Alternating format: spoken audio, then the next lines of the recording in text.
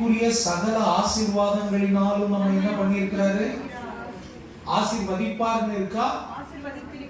ஆசீர்வதித்திருக்கிறார். கடவுள் நம்மை ஆவிக்குரிய சகல ஆசீர்வாதங்களினாலும் நம்ம என்ன பண்ணியிருக்கிறாரு? பக்கத்துல பார்த்து சொல்லுங்க, கர்த்தர் உங்களை ஆசீர்வதிச்சிருக்கிறார். நீங்கள் ஆசீர்வதிக்கப்பட்டவர். நீங்க ஆசீர்வதிக்கப்பட்டவர். எல்லாத்தையும் கர்த்தர் வச்சிருக்கிறாரு.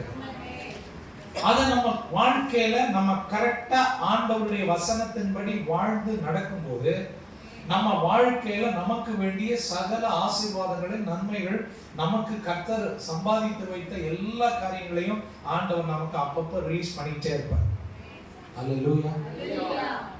வசனம் சொல்லுது, ஆண்டவர் நமக்கு என்ன தேவை என்பதை நம்ம அவர்கிட்ட சொல்றதுக்கு முன்னாடி அவருக்கு சொல்லுங்கம்மா, அவருக்கு தெரியும்.